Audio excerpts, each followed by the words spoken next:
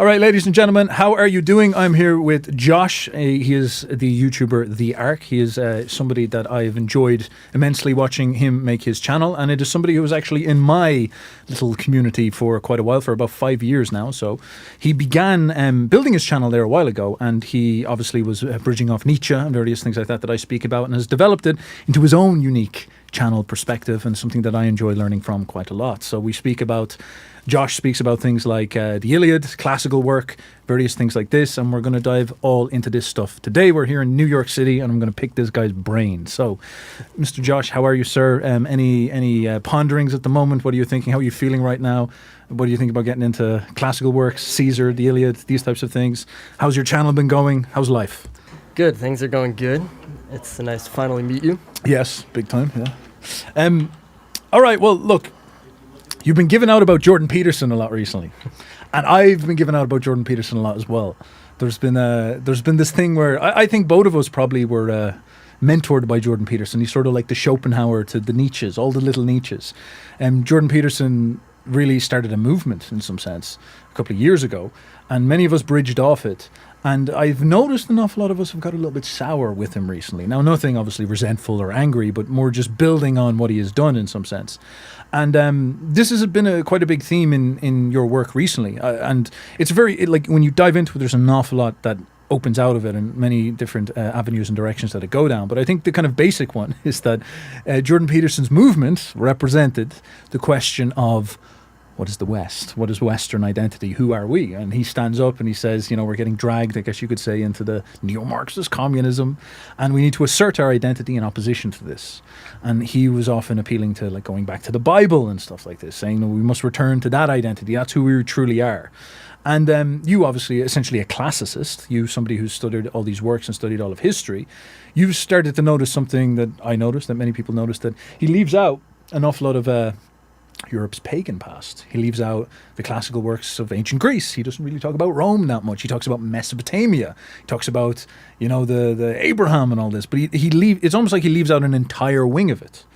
And that becomes quite frustrating after time, because that's a big part of who we are and where we come from. So you've been diving into that an awful lot. I'm not sure if I presented it correctly. I'm not sure if you agree, you disagree, but that seems to be like a motif. So what do you think about that? What have you been working on? Yes, absolutely. I got into Jordan Peterson when he first hit the scene. That got me into the biblical stuff. But I had a little bit of like a Christian arc, but it never quite sat right with me. I was into Jung then, so I was kind of that esoteric Jungian Christianity. And then I started investigating and studying the classical works, the Iliad, the Odyssey. And more recently, I've also been studying the Norse sagas. But at the time, mostly classical works, and then also Arthurian literature, medieval literature. And I guess I started to notice that it seems that most of the quote-unquote Western values can be traced back to the pagan traditions instead of the biblical traditions. And that's not to say that Christianity did not integrate these values, but if you're trying to create a genealogy of Western values, as Jordan Peterson does, then it seems quite strange to exclude basically a majority of European history and, the best works of European literature and, the kind of most flourishing European cultures, classical culture. The Norse had a great culture going on that we know about. So that's kind of where it all started. And then I made that video more recently, which did very well. Yes. Created some controversy in the comment section. It's the absolute war zones in the comment sections. I've noticed something like these topics will get people riled up, get people like on fire. But there's something you said there that I want to get you to dig into in a little bit more. So you said Western values. You said Jordan Peterson is creating this thesis. He's saying, like, all right, Western values come from the Bible. And of course, it's very Nietzschean, So what do you specifically see as this idea of Western values? What is Jordan Peterson presenting? What is the correct way of seeing it? Is it like, for example, the problem of the classical understanding of virtue? This is what like the Italians and Machiavelli and all them would say virtue is almost like bravery. And then obviously even further back, Achilles' idea of virtue is about being the best man, the strongest man, the man who is the most excellent. And then, the classical complaint about maybe Christian virtue, which is that it's about being like chaste, about being like preserved, about being hesitant. This is something Nietzsche would point out, that these two concepts of virtue are significantly different, yet they both built civilization. Do you think Jordan Peterson's trying to, shove this Christian virtue on us, and it's like, no, that's not the correct story? Why do you bring up values? Is it to do with virtue, as I'm saying? What are your thoughts there? Well, I think that there's a few different ways to come at it. I'm more inclined to say the soul of the West is pagan, and Western values originate in the pagan cultures. But even if you take Jordan Peterson on his own definitions of Western values, like democracy and reason, he traces those back to the Bible, even to Mesopotamia, the story of Marduk, and things like this. But if you look at what were the first democracies and the first republics, you have Athens and Rome, and the Greeks, especially in their later stages, were all about reason. So a lot of the values which he attempts to find in the Bible, to me, just aren't there. And it's a kind of completely different civilizational genealogy, the biblical one, from the kind of European pagan one. So even if you just take him on his definition of what are the good Western values, democracy and having, a Republican government, being, reasonable, appealing to the logos, even if you're defining Western values as those things, you would still have to go into the pagan traditions. This is actually something that I give out about him an awful lot, because there's this we sound very conniving. We're like, I'm going to say, a sleight of hand that he plays is very nasty, I think he's somewhat earnest. Like, I think he is a staunch Christian, and he really does believe, obviously it's not attempting to slander here or anything, but this is more just, we're nerds, we're complaining about things not being correct. And there is that thing where it's like, okay, individual rights, it's like, well, the Greeks invented the concept of the citizen. Like, you don't really find that in the Bible per se. And democracy comes from, that sphere of the world. So this is a big problem. It's really, even something like the straw man against Nietzsche, as people say, Nietzsche wanted like will to power morality, but the word morality comes from Rome. The Moors of you Italian, with all the Roman instincts in you, like their Moors, the Roman Moors, were a list of all their virtue gods, and they had like honortas or honoras, which is like honor.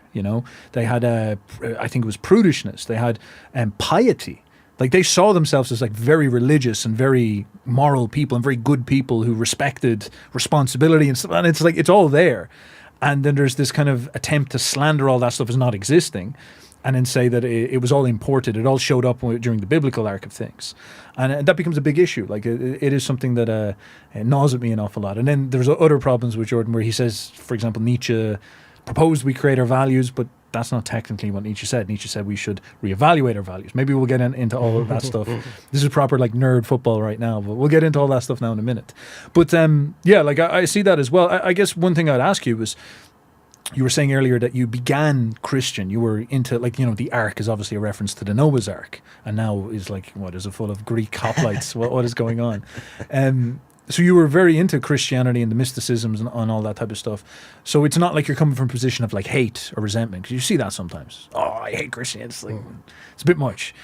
But you're coming from a position of actually like embracing it and loving it and understanding it, and then starting to see like some very sophisticated holes in the thesis that maybe Jordan is pointing out. So do you have any thoughts on that? What your experience with Christianity?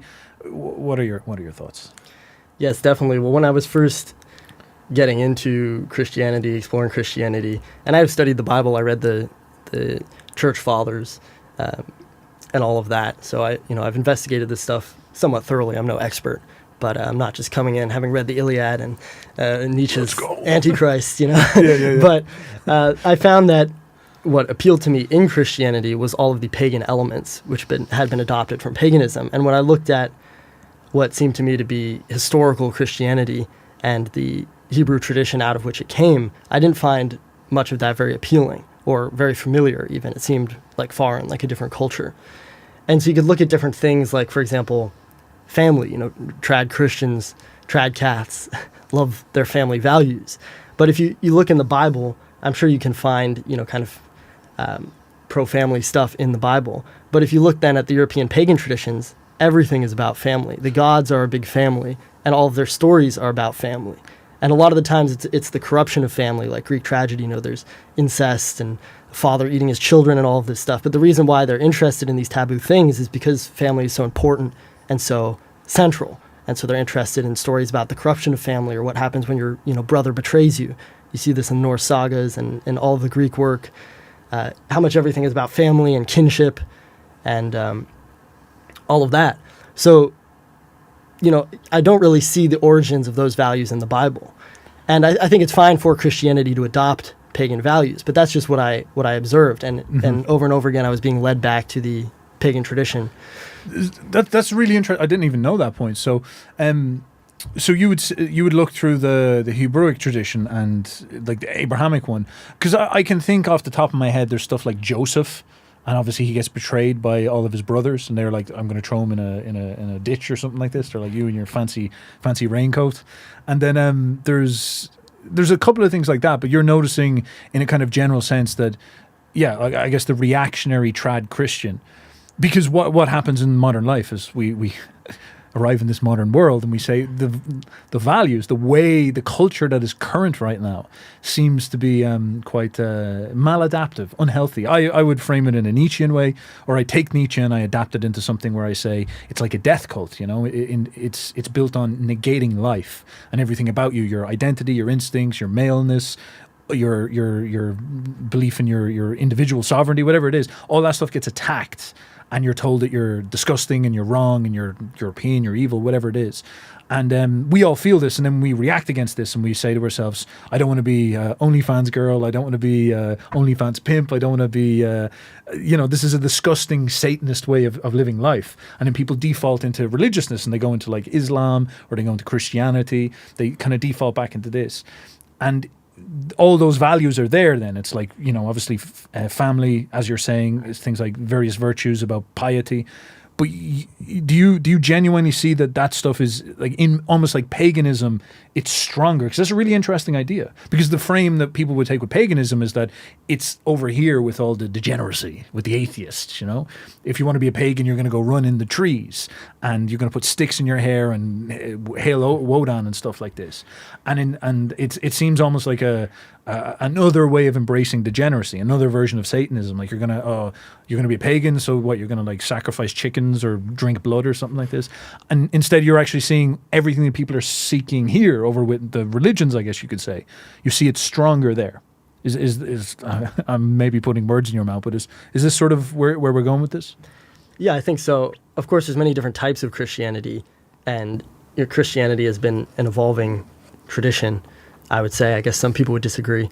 But I think that if you look at the Christianity, which a lot of young men are defaulting back to, which is kind of like the trad cath Christianity, then a lot of those values can be traced back to paganism. And that's not to say that you can't be, a Catholic and still embrace those values. But if you're looking at it, as Jordan Peterson does, as a genealogy of Western values, even if you take something like romance, like romantic love, which is present in Christianity, you could say, well, where did that come from, though? And if you go back into the Old Testament, or even in the New Testament, you don't really see much about romantic love.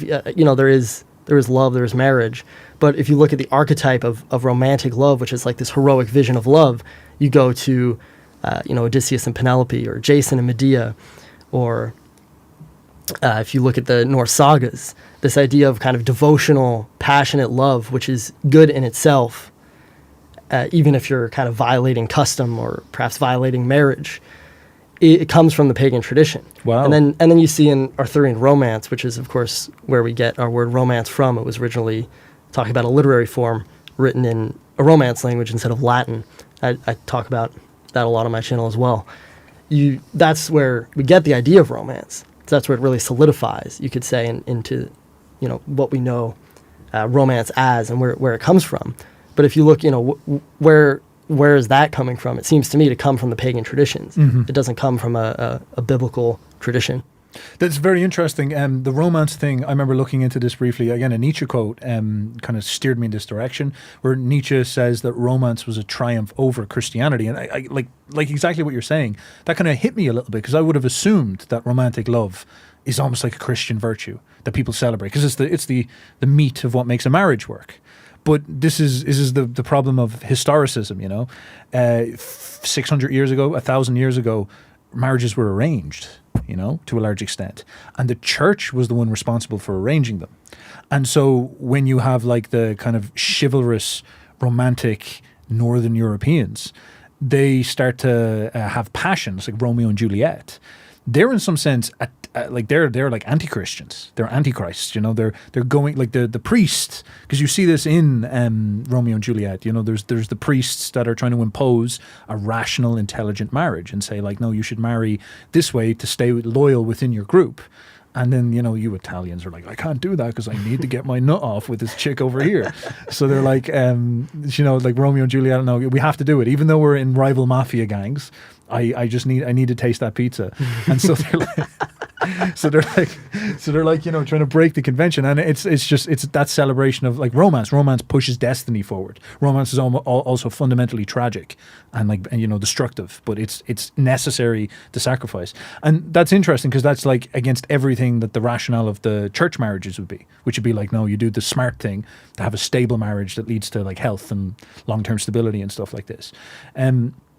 So that was a really fascinating thing, because Nietzsche is basically pointing out that like this is very Nietzschean take on Christianity, but Christianity is something that actually dulls your passions. It's designed to regulate your passions and crush them and give the priest authority over your own instincts. The purpose of the priest is that you don't get to use your instincts and trust your instincts as an individual. The priest is the one who decides what your sexual instinct, how it's going to be expressed, and he decides how your anger is going to be expressed. You're going to, this is like the question of the Crusades. You don't get to decide, I want to have war with this guy. The priest says, no, the holy war is the one down in Jerusalem, and your instincts go in this direction, and I am the regulator of your instincts. You don't get to make just wars. Your wars are all immoral. The ones I decide are the ones that are moral. It's very fascinating how he gets control over that. And then something like love is a rebellion against that.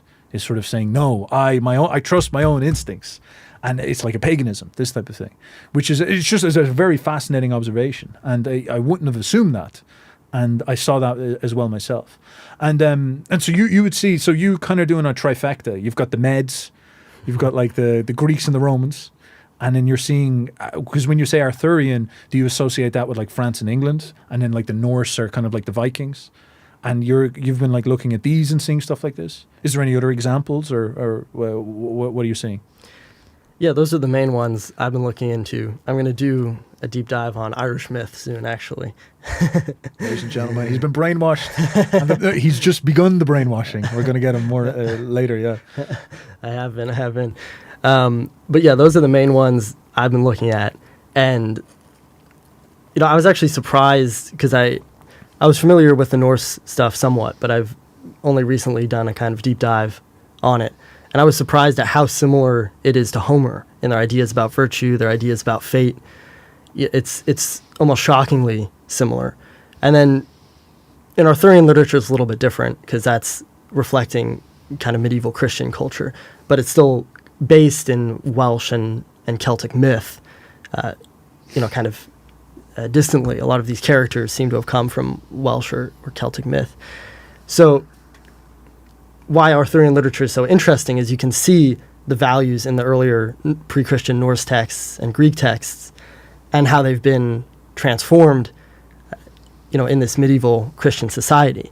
But what's especially interesting is if you look at earlier Arthurian literature, like the romances of Chrétien, which were kind of not the first text which talked about Arthur, but kind of founded the genre of Arthurian romance. Some people say he even founded the genre of the novel. You can look at the same or similar values which you saw in the Norse, which you saw in the Greek, and how they're portrayed. But then you can read later Arthurian literature, and you can see how earlier Arthurian literature is condemned by the values of earlier Arthurian literature, is condemned by the later Arthurian literature. So Lancelot in Chrétien's work is this romantic hero. He saves Guinevere, who he's having an affair with, right? That's immoral, but in the story, there's nothing about that being immoral. Interesting. It just seems to be good, and so everyone was an Italian originally. Yeah, exactly. Lancelot was an Italian, but he's a great knight because he excels basically in love and war, and I think there is more emphasis on the kind of romantic courtly element than you would see in Homer. But it's still, I think, the same essential values. But what you see in later Arthurian literature is that Lancelot is condemned. He's a sinner because he had an affair with Guinevere, so he's a cheater, and because he only sought glory and war. This is like in the Vulgate cycle, which comes after Chrétien. And the new hero, and this kind of gets into like Wagner and Nietzsche actually, is Galahad. And he's the only one who can find the Grail, and sometimes other knights as well, but he's the chief one because he is a virgin and because he pursues only God and not love and not glory. So that seems to be a Christianization to me of a kind of pagan values. That is like the superhero incel. Holy oh my God. So that's very interesting. So there's like this sterilization of the passion. And because I know all this stuff. I actually studied this in college. I studied literature in college, and I studied like Gwaun the Green Knight and stuff like this, and Chaucer, when they're like all walking and they're like bantering about the world, and Galahad and Lancelot. I obviously never put those two things together, which is so fascinating. So you have like almost like a pagan original man who's like strong in love and strong in war. And so that's very interesting, because I was going to ask you about this, like what do you see as these pagan virtues? So it's very Nietzschean. It's like an affirmation of the instincts. Like I like women. He's like Alex Jones. I like women, and Lancelot loves women, and so he becomes good at women, and he becomes good at loving, and he becomes a good, powerful, instinctive, healthy lover. He's like an animal. It's as Nietzsche would say, he's a beast who extends his beastliness and turns it into something great and powerful, which is like a lover. And then the same, like he's a beast who likes fighting for territory and extends that into mastery of violence and mastery of war. And so that Übermensch, that archetype is like that's a fulfilled man. But then the Christian archetype in the Christian one is someone who's literally castrates is too strong, but you know what I mean? Like he's spiritually castrated. He's an incel. Terrible word to use, I know. But he's celibate. He's not using his sexuality. He's not dominated by it. It's actually a very positive view on celibacy. And he's not dominated by it. And then because he's not dominated by his sexuality, he like channels it towards a godly mission. So it's like an otherworldly thing. Again, very Nietzschean, where you attack this world and you turn things into like an otherworldly sort of frame. And so is that like the way you're seeing these two value systems clashing? Is like, do you see that motif happen in other parts of literature? Do you see it happen in Norse when Christianity comes in? Well, how do you frame all this? Yeah, I think that the emphasis on love and war, I mean, that's kind of the definition of a chivalric knight, is he's good at war and he's a good lover, right? He serves his lady. And that definitely is a more medieval version of pagan values. Like Achilles is not defined necessarily by being a good lover, but you still see it in the pagan tradition. Like Aphrodite and Ares are lovers, and Aphrodite's actually having an affair with with Ares. Meds, man. So you can see some similarities there to Arthurian literature, Guinevere and Lancelot. But I'd say the kind of classical pagan hero is really defined by the drive for excellence and glory, but through virtue. I think people get carried away, and Achilles is this amoral beast, just murdering everyone, and he does at a certain point in the Iliad just kind of throw morality, which they would understand as custom, to the wind, and he's just slaughtering everyone. He's not giving people mercy, and he drags Hector's body behind his chariot. But that, even within the text, is seen as a violation of custom. And then he eventually gives in and gives the body back to Priam. So he gives in to custom. So I'd say that the definition kind of the pagan hero or Übermensch is a man who is seeking excellence, but through virtue, through custom. You can't violate the customs of kinship and these sort of things when you're seeking virtue, or you become kind of a villain. Interesting. So they would have a concept almost of like good and evil. But I guess, so the way that this would work for them is that there would be, it's actually, I guess, modeled very similar to Christianity, where if you become a warrior and you do something like genuinely evil, like you express irrational cruelty, we'll say, or you humiliate like a body or something like this, it evokes the anger of the gods. So is it fate that becomes the problem? So for example, Zeus is watching over the battlefield, and then when Achilles loses his mind and humiliates Hector, is that what sort of brings on the fate of Poseidon and the gods who say, all right, we're going to, Apollo and the gods, and Achilles now going to get shot in the ankle and you know, get killed this way? Is it something like that? Because that would be very similar to Christianity, that like you do something bad and you give in to Satan, and then God will see that, and then it'll be a cascade of bad things will happen, and your destiny is fucked, basically. You know, if you kind of go down that route, and it's very like Jordan Peterson, like, you know, the cascade of negativity begins, and it goes this way. So it's almost like a morality of sense.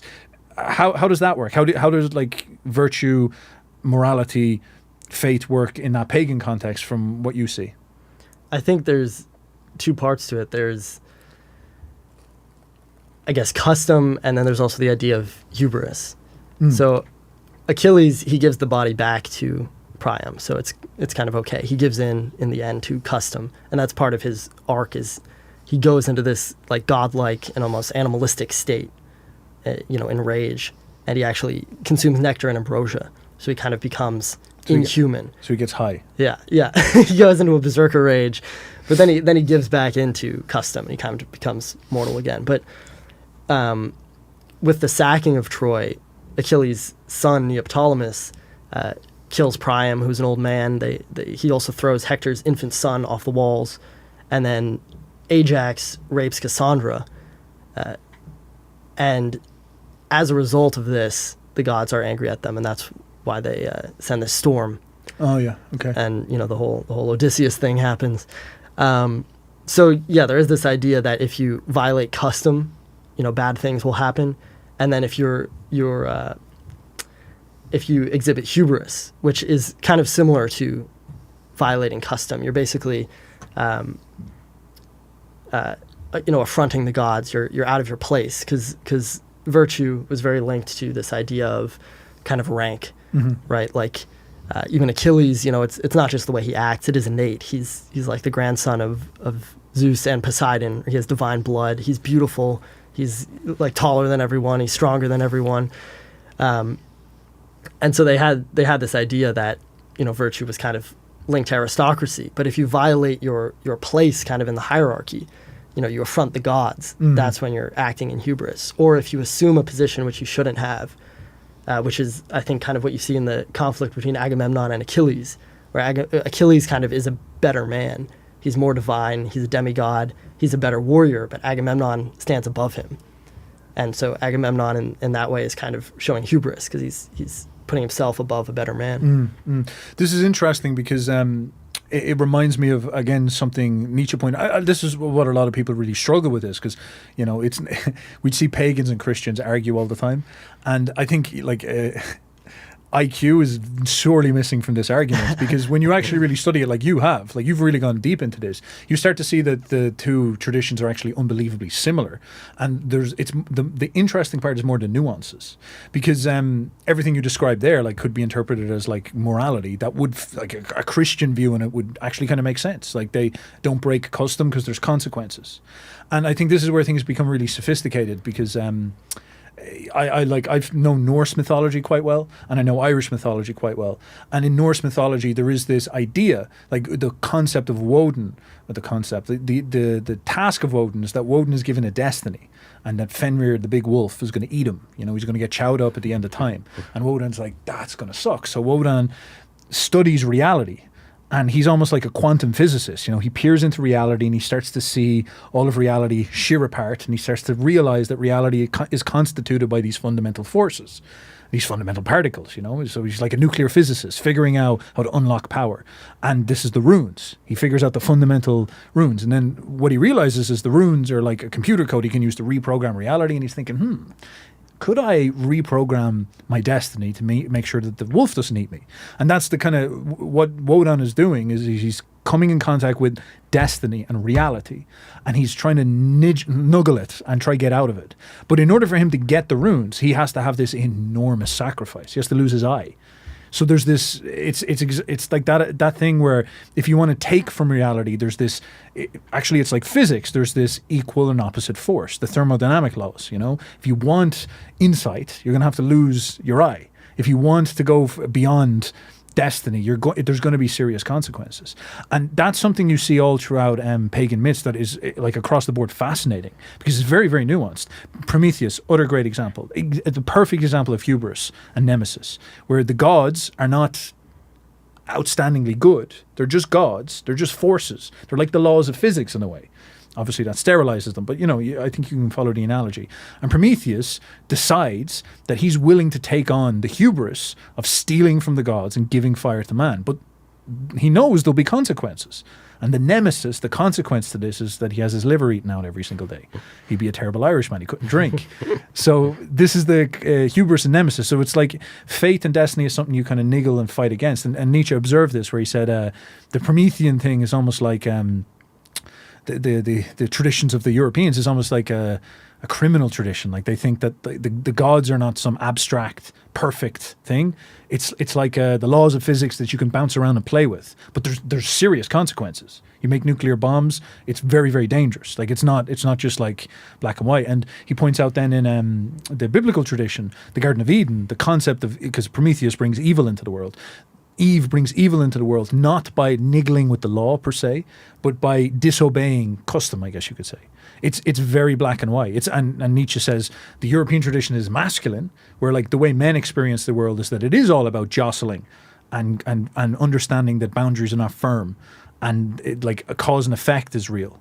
Whereas the biblical tradition is much more about like, as we said, like there's firm laws, like within the society, and if you go against it, it's like what a woman experiences, like if you have sex with this person, it'll be a binary thing where you'll be shamed and you'll be pregnant and your life will be over. And so do not under any circumstance give in to temptation because it will destroy you forever. And it's very binary. And it's like obey the father, this type of thing. So they see those different types of fates. So as I was saying, like they're actually very close. But then there's very small nuances that make things quite interesting. I don't know, do you have any thoughts on that? I know I said a lot of stuff, but do you have any ponderings, any extensions? Yeah, I think that's good. And I think that the differences are actually very big.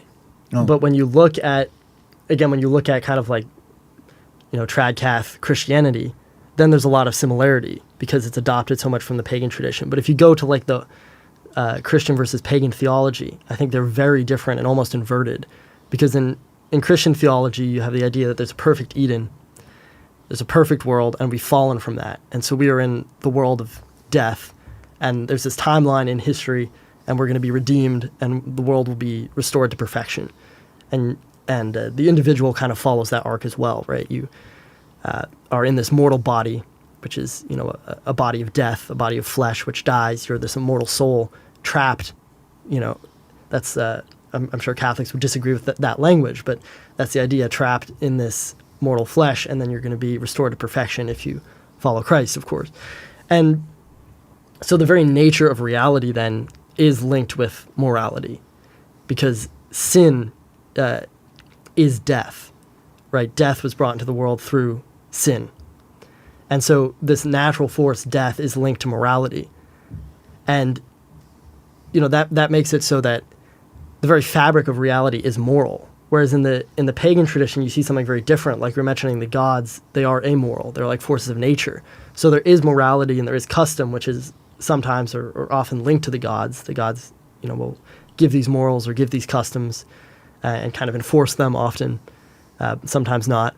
But the world that they exist in is amoral and fundamentally, kind of violent, the way, I guess, an atheist would view nature, right? There's no real laws. Like a scientist. There might be certain laws to nature, but no moral laws to nature.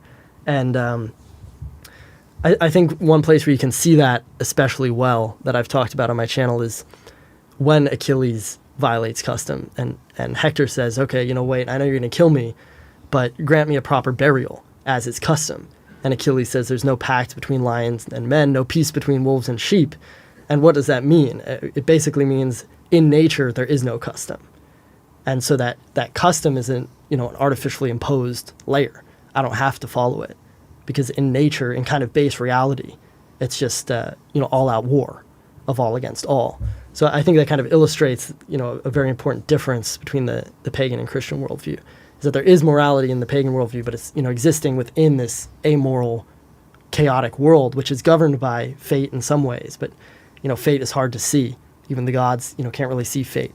It's kind of random. Whereas in Christianity, you have this idea that it's all a moral story. There's a timeline to it. We've fallen. We've entered this state of sin, and we're going to be redeemed from it.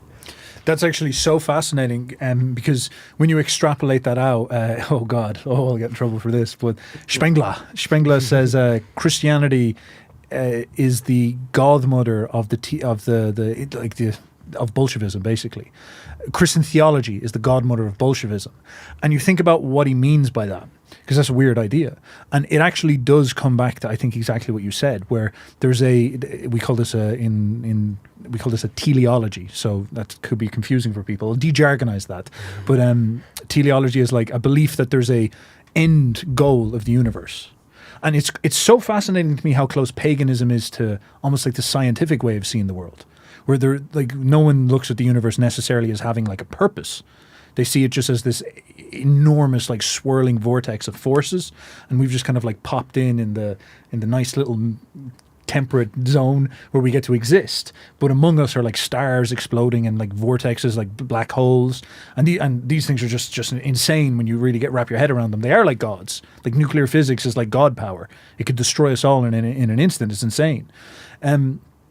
But then the universe itself, like maybe the Big Bang has the start and there's like a heat death at the end, but there's no plan, there's no purpose. It's not happening for a reason, if you so will. And the theology then of Christianity is proposing that like this is almost like a zone. It's like a testing zone. You've come here and you've been knocked out of Eden and you've fallen into the hell world. And you're like in a waiting room where you're getting watched in a video game. And if you perform well, you get lifted back out into the utopia, per se. And like, how does that relate to Bolshevism or Marxism? Again, I know Christians get mad at me for this, but I think Spengler's pointing this out, that is the same sort of thesis within the revolutionary, where it's like, you're in Russia in the 19th century and you're sick and you're not fed enough and it's cold. And they come into you and they say, this is capitalism's fault. This is the bourgeoisie's fault. This is the system's fault. And the world could work as a utopia. We are just on the brink of achieving that utopia, where there'll be this material overturning of the world through in industry, and then we'll have abundance. It's like all the same stuff that you hear nowadays. There'll be this moment of abundance. AI will bring abundance. Back then it was the factories will bring abundance. And then we won't need rulers, and we won't need the kings, and we won't need any of that stuff. And so if we actually overthrow all that, there will be this moment of abundance and this equality, and we'll be able to share everything, and then suffering and pain will end. You'll be in the kingdom of heaven. So the kingdom of heaven is just around the corner. And that's unbelievably motivating. Like, if you think about it in terms of just how humans experience that, that's very intense, because we're always pivoted towards we're always fighting for a future that way. It's like a psychological thing. So if you're able to go in and promise people that like God himself has a plan, or like there's a scientific Marxist plan of like the utopia around the corner, you can get people extremely motivated, extremely bought in, this type of thing. And that is very different than what you tell people with paganism, which is just brutally ambiguous. And it's almost like it's just like there is no guarantee that there's a better future. There's simply the world, and you're within it, within the vortex of the world. And that's just, it's absent of that promise of a kingdom of heaven. The gods don't care about you, And in some sense, what you need to do is steal stuff off the gods to get a little bit of a better share for you. But you're not trying to get into the kingdom of heaven with Zeus. You're trying to sneak in and steal fire off Zeus so you can make something a little bit better for yourself. It's so fascinating how they're so different, and how they clash, and even how you see the psychology today. So I don't know if you have any thoughts on that, but I think that could probably loop us back to Jordan Peterson. But fate is very important, and the afterlife is a really important difference between Christianity and paganism, because in the pagan traditions, the afterlife is not really a good place. Like, if you're a great hero like Hercules, you could become a god, or you could reach the Isles of the Blessed. You could maybe go to Valhalla, but it's still worse than life, even if you have a good lot in the afterlife. And you see that in the Odyssey when Odysseus meets Achilles, and Odysseus has been on this long journey, and so he's kind of envious of Achilles. He says, "Wow, all the Achaeans respect you as the best of the Achaeans, and now here you are, a king in the underworld." And Achilles says, "I would rather be tilling the earth as a farmhand and still alive than a king among the dead." And that was a kind of common sentiment, that you have to get what you can in this life, and once it's over, it's over. So there is always a tragic ending, no matter what. That's like, again, I've been talking a lot, so I want to get more out of you for this, but that's actually crazy. So I was going to ask you, is that like Nietzsche would speak about affirmation of life? So psychologically, like if you take Christian theology really serious, it essentially says that this life's fake. It's like Gnosticism, that this life is the Matrix, and the Matrix is this is a bad place to be, and it's full of evil, and it's negative. And so in some sense, you're just waiting to die so you can go to heaven where everything is better.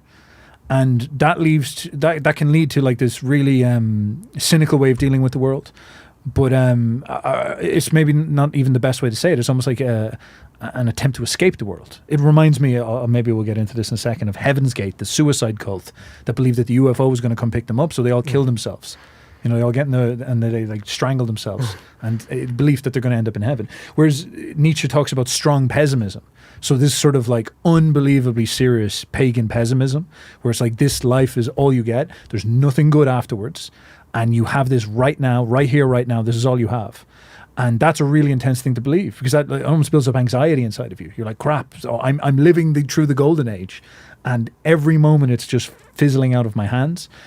And as you describe it, like that leads to tragedy, because the only way you can accept that is that's unbelievably pessimistic, and you've got to make the most about what you have, and that's tragic. And that is that sort of what Nietzsche was tapping into with life affirmation, strong pessimism, the tragic reality of the Greeks? Are we going in that sort of direction?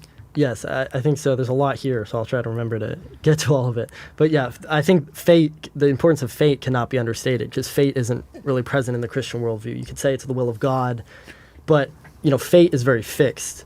And the idea is you're destined to die on a certain day, and you're going to die on that day no matter what. And there's some flexibility. You can try to like avoid your fate, and there's some ambiguity there. Like, you'll still end up having the same fate, but would you end up having it in a different way?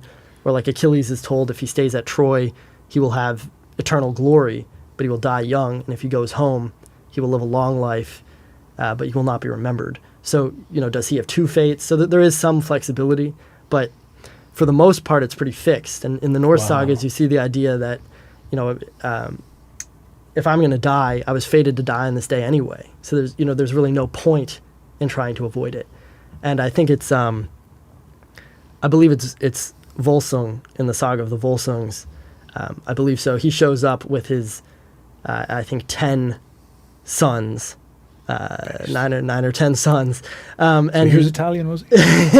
Oh yeah, yeah, not with a name like that. But he's warned by his daughter that he's going to be ambushed by her husband, because he married her off basically without her consent, which is not a good thing. Again, focus on family and what goes wrong when you link your family with the wrong family.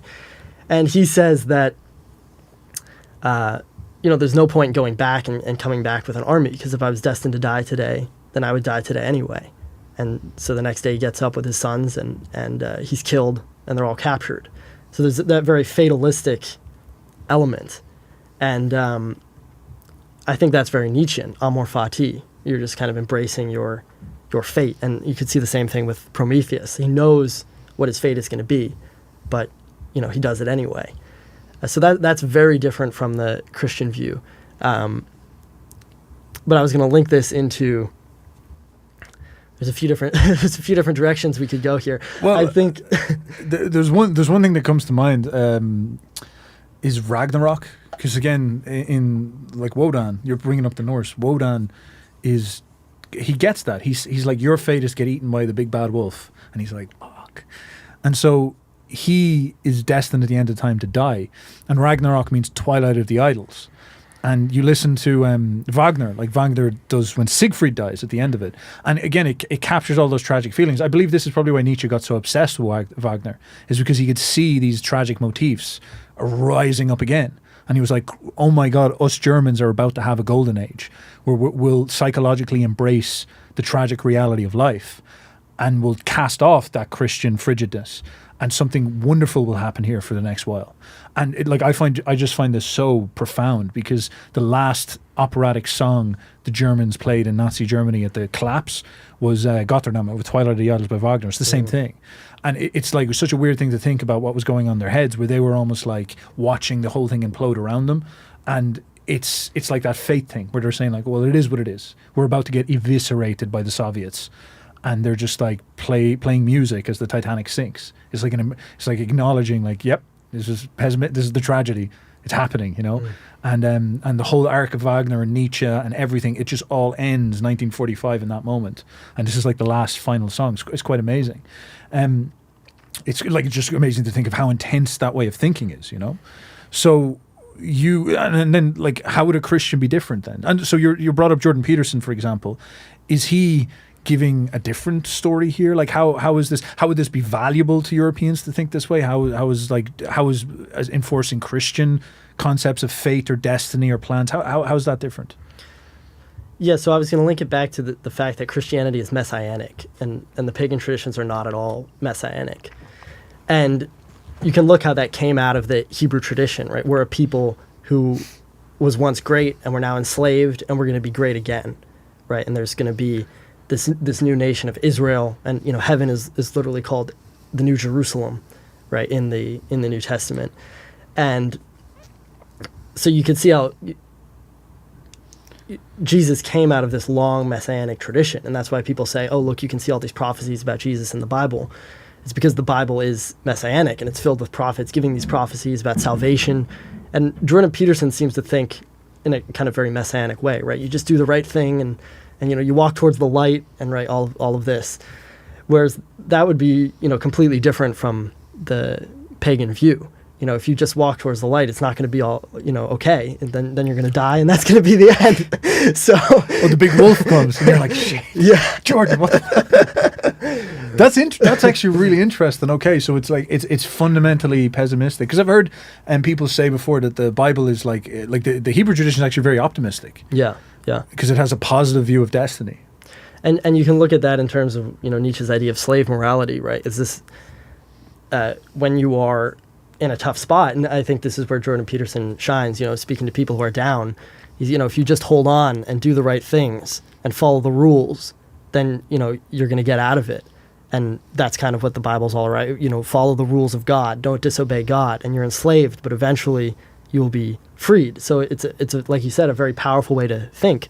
It can get an enslaved people through thousands of years of hardship, but that's just not present in the pagan tradition, which Nietzsche would, I guess, call master morality. But I think if we can go into Persephone for a little bit, let's do it. This I think shows a key difference in Christian versus pagan theology.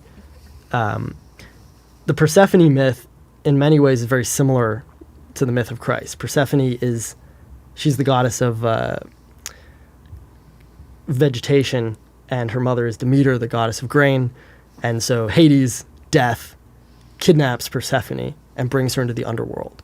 So you can see that, death has kidnapped her. And it's not really a kidnapping, actually, because Zeus married her off to Hades, basically. Great. So she's now married to death. Yeah, great. And paganism sounds like fun. Yeah. And she then Demeter makes the earth infertile. So Zeus says, okay, everyone's going to starve to death, so you can have her back. So there is almost this idea of possibly an Eden, a time before seasons. And so Persephone comes back, but she's eaten of the fruit of the underworld. And she actually says, she had a pomegranate seed put into her by Hades. So there might be a kind of sexual metaphor there. Her marriage now has been, made official. So she's always going after a turn. She's always married to death. And if you look at what is the symbolism of the story, it's that Persephone goes into the earth every season, and all of the vegetation on earth dies. And so what happens? The plants, they also go into the earth, right? They wilt into the earth. And then she comes back out of the earth, which is the place of death. It's the underworld. And then all the plants spring back up out of the earth as well. And so that all of creation is in this cycle. And same with people. You have the generations of man. And so, again, the idea is that under there is death, and here is life. Mm-hmm. So this is the place of life. And again, in the Christian tradition, it's kind of the opposite. And Paul in 1 Corinthians actually uses a grain metaphor, which I think could be a kind of nod to the Eleusinian mysteries, where he's talking about resurrection. Mm-hmm. And he says what resurrection is like is your body is the seed. And then out of the seed, this new spiritual body will grow, which is the plant. So you have an opposite conception. Wow. Again, where the body so heaven is up there. Right, that's the place of life, and we're like in the underworld. So we're in we're going to sprout out into heaven. That's crazy. That's a really cool way of thinking. I again, with like physics and everything, I try to think of like how we are thinking this way in modernity. And like, you hear people talk about simulation theory. Again, quantum physics, they dig down into it and they say like, all right, the particles at the very bottom, at the very like fundamental thing of reality, the particles do two things. Particles are like in a place, and they also distribute into a wave. So they could be in any place potentially. So they turn into like potential fields. People really struggle with this. So the way I get people to think about it is like if an electric pole fell down and the wire was touching the floor, you have to understand that you can't walk near the wire because there's this giant electric field. Now, you can't see the electricity because the electric field is made up of a potential. So, like, any time you get close to it, there's a big giant potential.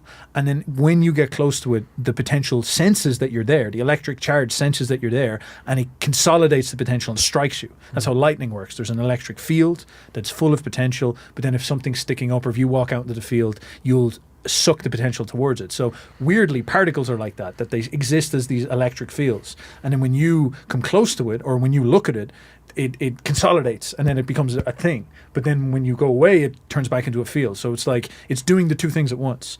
And people look at this stuff, and then they start to realize there's all these problems with probability. Like what is going on? Is there like this So you start to get into like dimensions. This is how people try to solve this. They come up with the concept of dimensions. We have 10 dimensions. This is string theory, things like this. So like there's many different realities.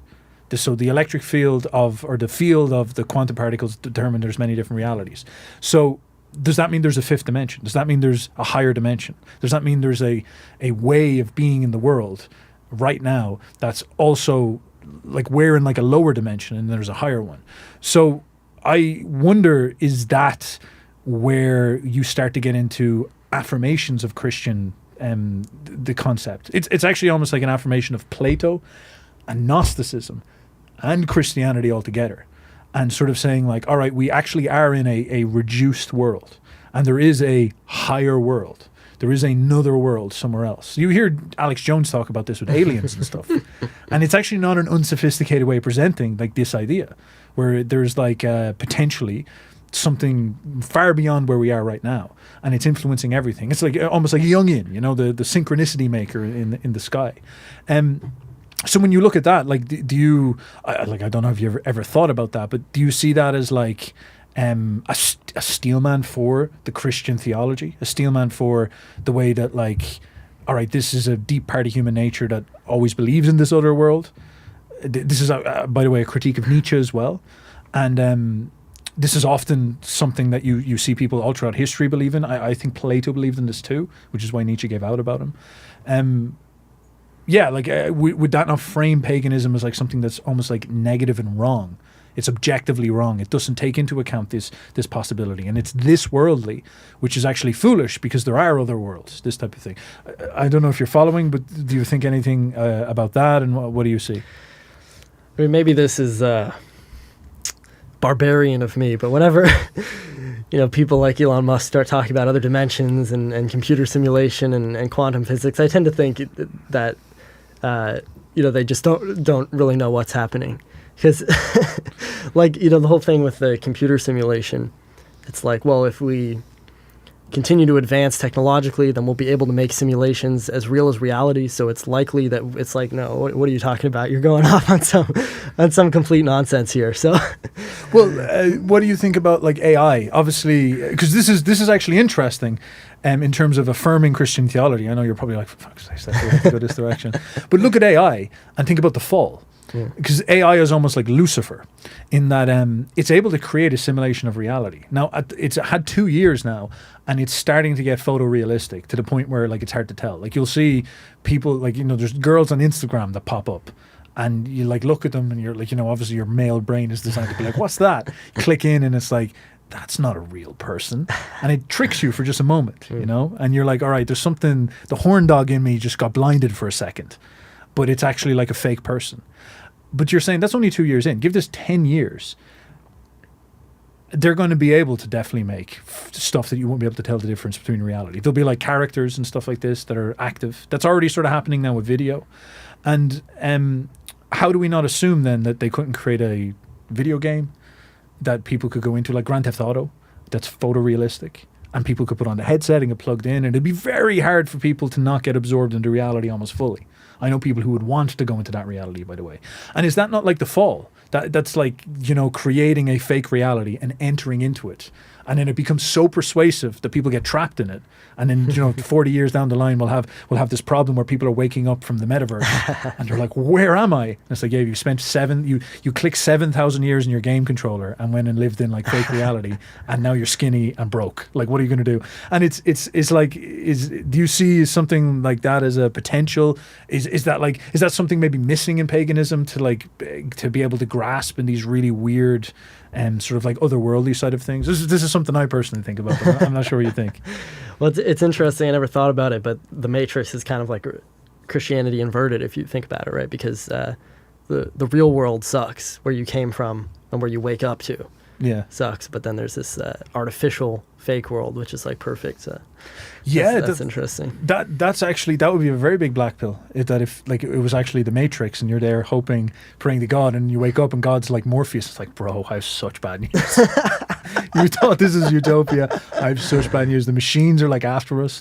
Bro, we're fucked. And it's like, what? Where's Jesus? It's like, he's here, but he's also black pilled. All right, maybe. But yeah, I mean, if we're talking about like AI and artificial worlds, and I think, I think it really depends, because I think there's going to be Christians who are very much against that, and who are going to use, arguments like your body is the temple of God and so on, and to say we shouldn't indulge in this stuff. But I think in paganism, you certainly have that frame as well, right? Because there's a lot of emphasis on, again, this world, being here, and affirming this world. There's a lot of emphasis also on, lineage and biology and kind of the realness of biology and so on. So I think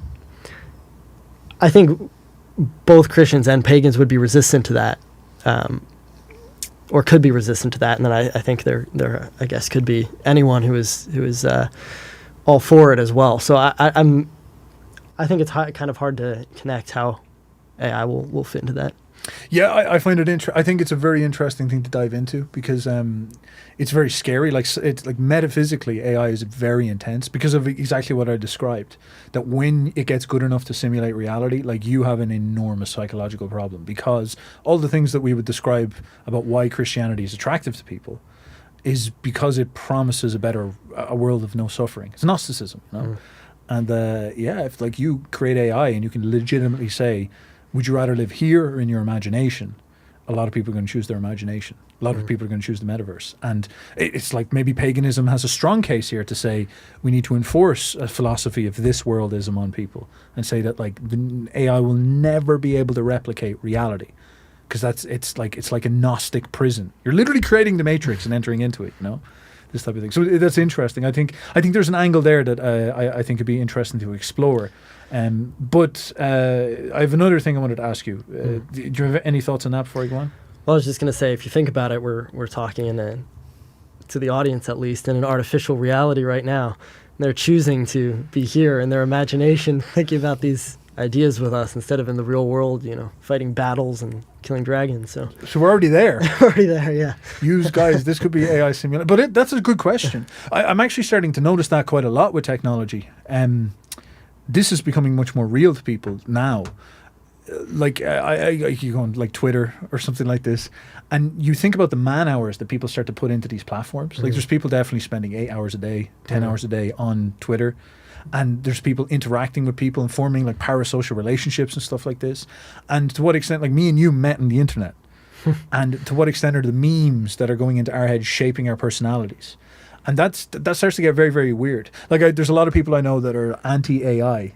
And they actually annoy me an awful lot because they're kind of like stupid. That you can tell they're stupid because they're on this all the time, complaining about advanced technology. It's like you've already been one-shotted by the phone. The phone is already, don't mind about AI, you're already addicted to Twitter. You're already addicted to the internet. You've already lost. Yeah. Solve that problem first. There's no AI in the real world, this type of thing. But then at the same time, look at the robots. Look at all that. Like the AI is coming. It's here in three-dimensional reality too. So. Again, maybe a bit from our topic, if you have any thoughts on that before I think I might get into the logos after this.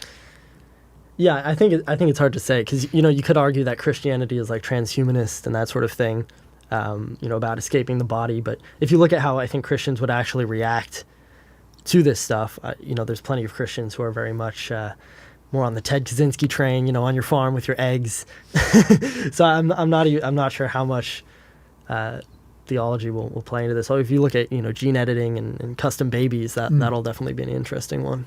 Yeah, that's going to be nuts. That's going to be look. And I actually find this very fascinating because I obviously really interested in paganism, really interested in Nietzsche. I obviously also try to think of all the ways it could be wrong because it's like the Steelman question. And one thing I notice is that I get this from Jung, from Ion, but Christianity has a fundamental marriage to technology. And it's actually a really strong case for it, where the Romans were the ultimate master moralists. You fucking Roman, They were the Nietzsche says this, the quintessential aristocratic race. That's right. I can't even talk to this guy. Like it's just like we're still here in New York. They're still here everywhere. Yeah, I know. Yeah, oh, New York's great, guys. Yeah, full of Italians. Great. The quintessential aristocratic race. But what happened to the Romans? They built the ultimate slave camp. They took in all the slaves, because they're so powerful, they take in all the slaves. They didn't take in the Irish, by the way. They take in all the slaves, and they create this like giant slave camp. And what do? They replace themselves. They bring in all the slaves, and then they kind of breed themselves out of existence. And then there's a slave revolution in morality that happens to them. Christianity comes and swoops them out, and then they lose Rome. Rome is gone. It falls in and implodes in on itself. And so why did Rome fail? This is something that you can think about that's so different with Christianity. Slavery. Mass morality implies slavery because you dominate and then you break other people's will and absorb it into your will.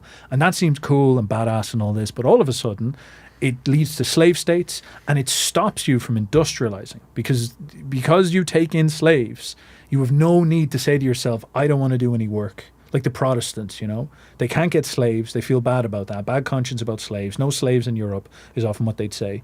And so they're like, I have to go and work in the farm myself. And so they build a machine.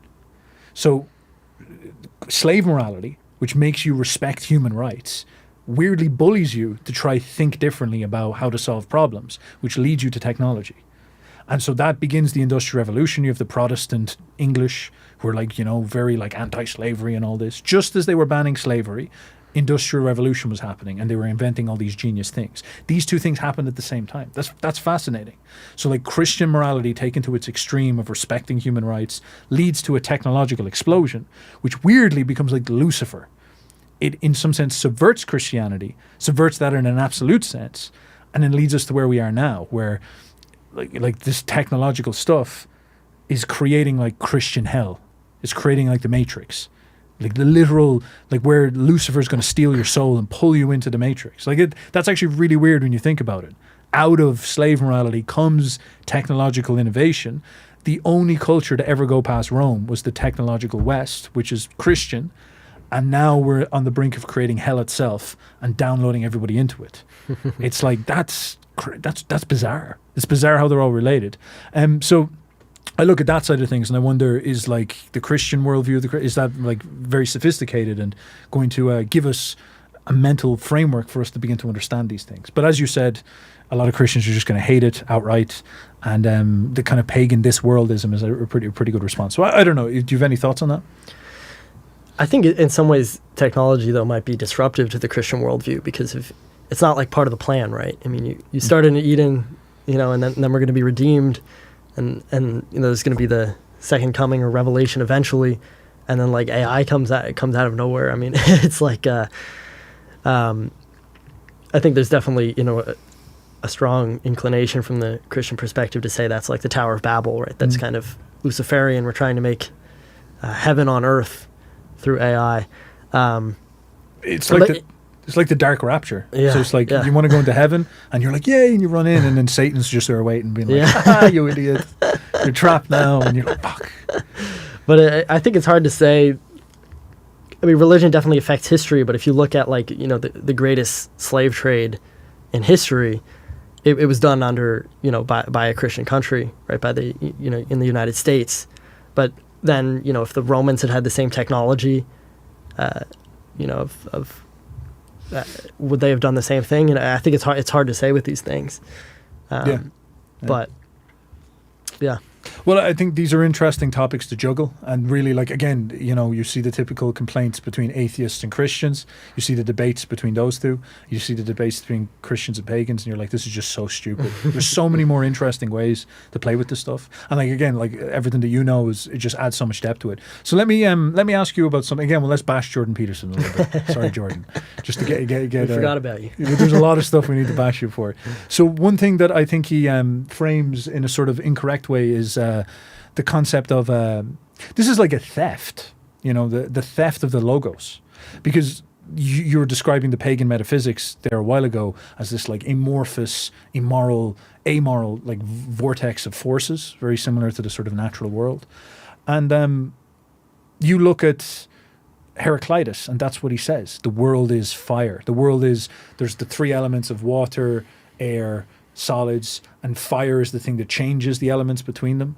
And so Heraclitus says the fundamental thing is like war is the father of all, and the vortex of forces is reality. And so if you look out into this world and try to understand what's the quintessential single thing that holds it all together, it's like literal flames, literal like a vortex. It's actually so similar to the concept of energy. It's like, what did Einstein discover? It's like you break apart solid matter and discover that it's just energy that's been consolidated, and so everything is energy, that type of thing. And so the fundamental logos is this like energetic force field and vortex. And what happens is that logos thesis gets brought into Greek philosophy, and they begin to ponder this: what's the fundamental element? And then you have like Platonism discussing this, and you have like all the pre-Socratic philosophers, they call them, and they were like, what is the logos? One guy says like the world is a giant block, and the logos is, and then the atom theory comes out of that as well, which is pretty cool. But eventually Christianity comes in and says Christ is the logos. And you hear Jordan Peterson talk about this all the time. He says the logos, Christ is the logos. And that is treated as the completion of the Greek question. But it's almost like rude. It's like Heraclitus had a pretty strong case, and the science is very heavy on his side. The things that we've discovered with physics is very, very good there. I can make an argument against it, but there's that type of thing. So have you looked at that, thought about that, wondered about that? Am I pulling you too far into like the physics questions? What do you think? No, that's the logos is an interesting one, because that's another one where Jordan Peterson talks about the logos so much, but it's really a Greek invention. Like you have wisdom in the Bible and the Old Testament, but that's different. And I think the Christian conception of logos really comes from the Greek tradition. And the early Christians loved Plato, Aristotle. That was very important to their worldview. I think another question though is then how much does Plato actually resemble what we call European paganism, right? Because we say, oh, Plato is pagan, but what does that mean? Is it just because he was an ancient Greek? Because really he was a philosopher. And I think Nietzsche, of course, didn't like Plato, but he seemed to be partial to this kind of older European paganism, which you see like in Homer and the sagas. And I think those are very different worldviews. And, as he pointed out, Plato is much more similar to Christianity. So, that's always an interesting question. But I think in the, kind of older Bronze Age, pagan tradition, you still had kind of an idea of perhaps logos. I mean, wisdom, right? You have like Achilles and Odysseus, and which is, he's very wise, and, Odin, wisdom, and kind of the runes, and these were clearly literary cultures.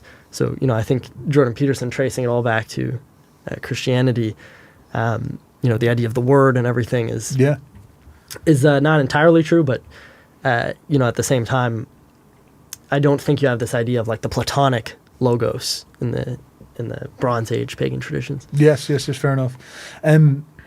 It's interesting, yeah, and I guess like that's a fun one to get into with Nietzsche, for example, and Plato, because maybe you could explain a little bit more what you mean by like there's a difference between paganism and Platonism, because Platonism, as far as I would understand it, is like kind of somewhat asserting something similar to what we're describing with the Matrix and everything. And it's weird, we're kind of a little bit putting these two, I guess you call them metaphysics, to clash up against each other. And you have, Christians talking about the other world. Nietzsche frames this as like otherworldliness. Christians saying that there's a heaven and this world is fake. You have Gnosticism, which like takes that to the extreme. And in my work, I often talk about this as well, where if you look at the woke movement, people are like, what is the woke movement? A lot of talk about this. I actually think this is the correct way to understand the woke movement, and it's very scary, because the woke movement is a suicide cult, but not in a sense of like, oh, it's, whatever. It's specifically like a UFO Gnostic death cult, where they believe that the reality is evil. They actually take the anti-Nietzschean view fully serious, and they say, me and you right now, we're literally trapped, and there is a spaceship floating around Earth that's going to fly by at some point and pick us all up and take us to heaven, where everything, and there should be no suffering. And it's so funny when you think that through to its logical conclusion. It's like a very real concern. I made a post the other day replicating Schopenhauer and talking about how the world is evil, like, steel manning Schopenhauer, because you think about like the violence that we have to live. We'll eat a pizza and there's pepperoni on it. Now, a pig had to get murdered to make that, and it's very intense. And so you comprehend the world and you're like, it's all violence, suffering, it's the amoral pagan vortex, and you'll be like, that's bad. And so you want to escape from it. And so what does Heaven's Gate do? What does the aliens do? They kill each other. They all stand around and say, all right, if we actually believe the world is evil, we should kill each other and leave and go to the other world. And that's the Gnostic thesis. The Gnostics used to castrate themselves. They used to cut their testicles off. And there's implications of that in Christianity. Some early Christians, this is a problem the church had. They were like, they had guys cutting their testicles off. And they're like, stop. We can't do this. They had to make Gnosticism a sin. An awful lot of the Gnostics started to criticize Christianity for precisely this. The Gnostics used to say that Judaism was like the most evil thing ever because Yahweh was a representative of the demiurge. And they would say the Christian church is this evil thing, and the Christianity is this evil thing. It's the most evil deception ever, because it's trying to pretend that God is trying to pretend Satan is God, seducing you to engage in this world when you need to escape it. And that's psychology, that way of thinking.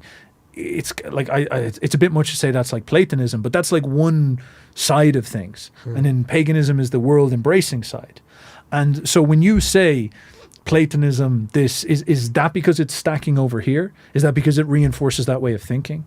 Is that fair? I know the Hellenist, one of the intellectual scholars, he'd say that like Platonism is very much on this corner, and it's life affirming and all this, and this is just a mistake Nietzsche made and stuff like this. Do you have any thoughts on what I'm laying out here? I think, well, I'm not really an expert on Platonism, first of all, but I think that there's elements of both. Like Platonism isn't Christianity. At the end of the day, it's influenced by pagan philosophy, and Plato wrote about kind of reincarnation and these sorts of things. But if you're just looking at the idea of, like, again, the perfect world being another world, that is moving towards Christianity, the world of forms. Because in like the paganism of Homer, you have the gods who are in a certain way more perfect than humans, right? They're immortal. They're everlasting life. They're the most powerful, the most beautiful, most excellent, and so on. And then below them you have the demigods who are half mortal, so that, you know, they're kind of imperfect in that way. And then you could have all the way down to the, you know, ugly peasants or whatever, right? But but still, there's not an idea that the world of the gods is perfect or more real, right? It's just a different realm. And for mortals, you know, this is it. You know, this is where everything happens, and what is good is, you know, like the bloom of youth.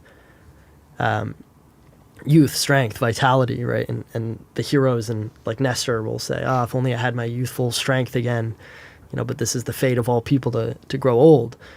So again, you know, it's really focused on here. And so Plato, even though he has elements of kind of pagan theology, I think it starts to move towards the other world is perfect, right? And someone, I think Plato would, you know, not be pro Achilles, right? He would say Achilles is imperfect. Achilles can't control his passions.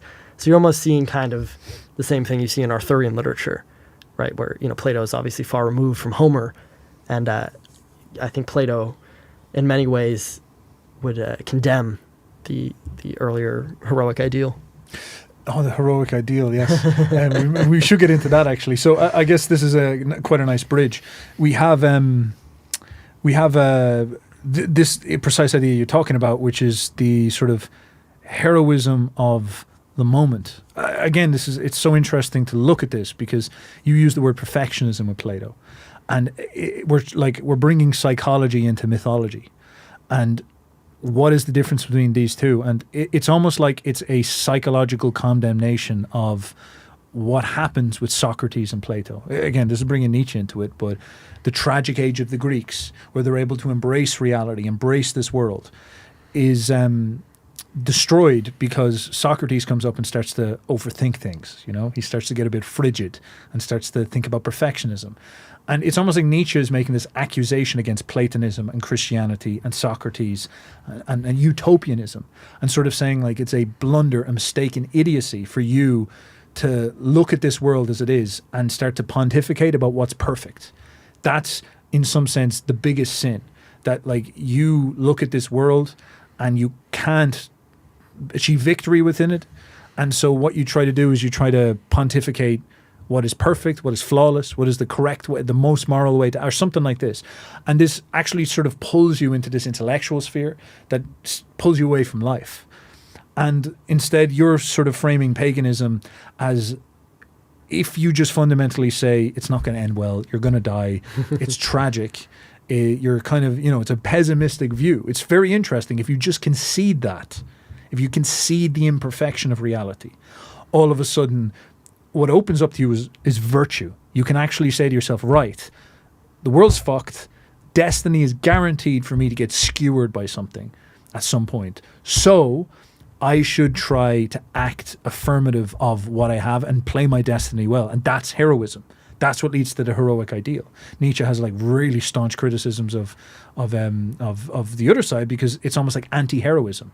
Instead of just saying, all right, the world is fucked, things are going to go bad, I'm going to die, I'm going to go like run off and theory cell, you know, it's that stops heroism from happening.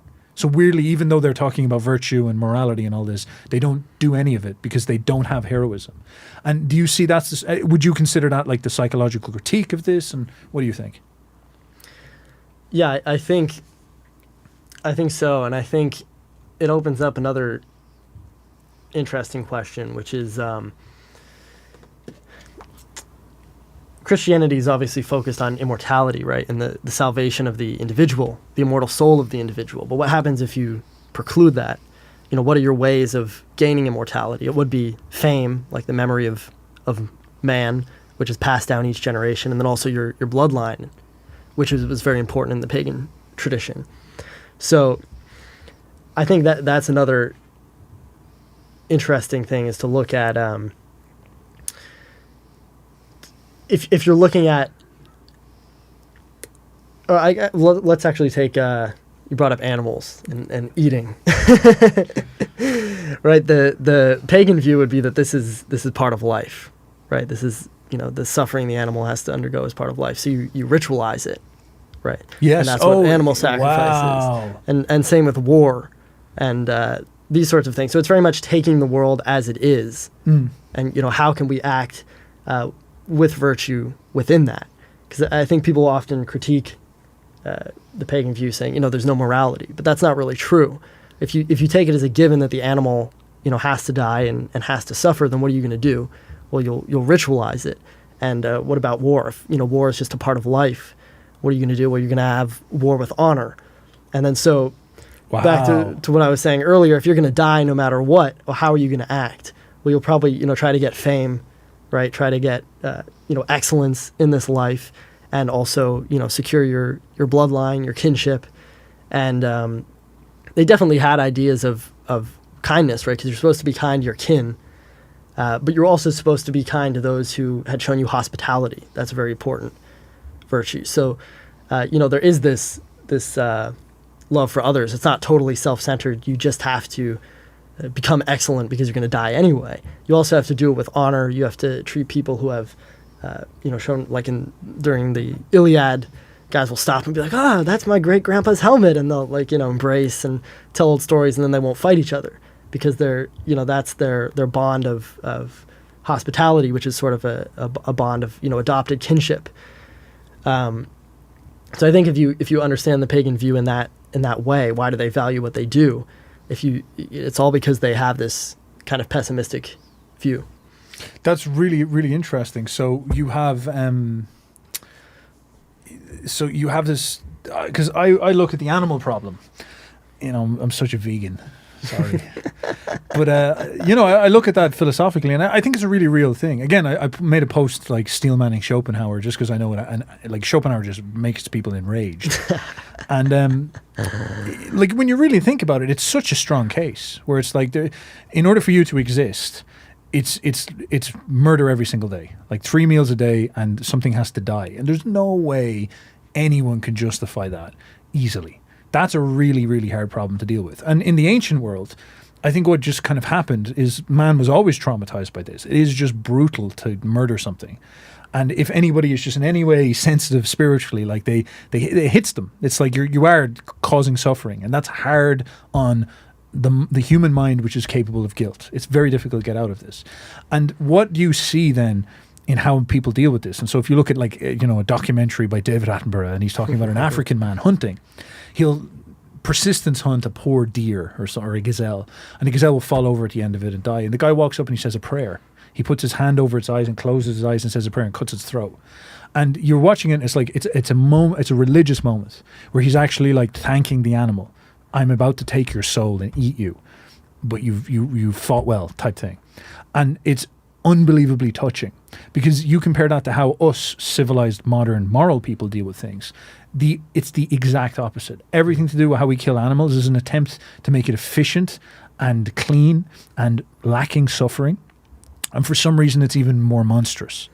The more we've gotten clean and removed suffering from animals, the more animals we could kill.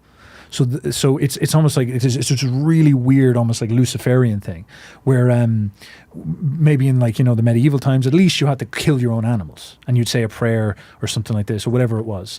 But now the factories can kill 10 times our population every single day. Like we can kill, I think it's 80 million. I think we kill 80 billion animals a year, which is just like that's unbelievable. That's just thinking about pain and suffering. It's just incomprehensible just to sustain us. And we make that okay with ourselves because we talk about efficiency and all this. But what is the actual answer seems to be more about dignity. And all of a sudden, like the pagan behavior of like animal sacrifice just becomes crystal clear in its wisdom. When you start to understand that, it's like, what is better for a cow? To be put in this like frigid, cold steel thing, and you're walking through, and then these like things hold you together, and you can smell all the dead cow around you, and then a bolt comes and goes, boom, and that's the end. And then that just happens again and again and again. And then you even see the torture videos where like people who work there like hurt them and stuff. It's all really sadistic. Compare that then to like the sort of ritual and festival where everybody who's going to eat has to touch the animal, has to respect the animal, has to do all this type of stuff, compared to how we buy burgers and then we eat half of it and throw it on the floor. Like there's this interesting callousness to us because of our like separation from it. And then we try to coat that in saying that we're moral. Compare that then, to like a pagan who has this connection. The ritualization of the trauma of life actually leads to it becoming much more sophisticated. I don't even know how to describe it. Is it much more mature, much more noble? Maybe like it's hard to find words for it, but it does something to it. It doesn't try to get rid of the suffering. It tries to almost like artistically justify the suffering, something like this. Yeah, and I think that you could look at like woke and liberalism through this lens as well, right? People will often comment on my videos like, the pagan worldview, you only care about your family and yourself, but then look at the results of trying to fix the whole world, like trying to spread Christianity throughout the world. That caused lots of suffering, erased a lot of cultures. What about liberalism, spreading liberal democracy throughout the world? Did that really do good? Or maybe would it be better if you focused on your own family, your kin, your allies? Of course, you're hospitable to strangers because you never know when it's actually Odin rocking up in a funny hat. And so, when you try to actually remove the suffering in the world and you get into this kind of abstract messianic ideology, it often leads to more suffering. And you could look at the same thing with like initiation rituals. Like we could say that's cruel, to make the young man go through hardship. But what happens when you don't?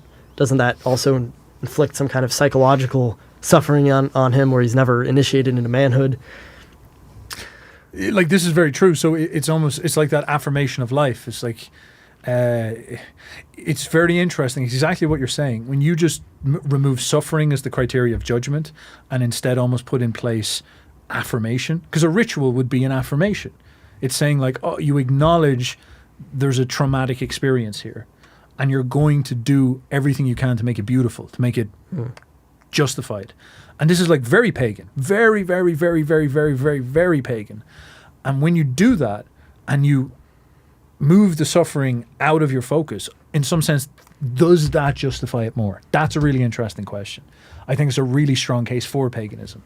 A really, really strong, because exactly like you said, beating the kid up sucks and I don't want him to get hurt, but it's like, would you rather him be a bitch? Look at all the anxiety about masculinity now. Like that comes from both sides. That comes from them trying to like sterilize masculinity, and then men go obviously respond to this, and then they like try to do all these rituals themselves, and you sometimes get these really embarrassing ones where like the guy goes to like this corporate thing and he has like Josh around them kicking him, being like, you're not Achilles, and dumping his head in like ice water or something, you faggot. Like like this type of thing. I get the ads for those.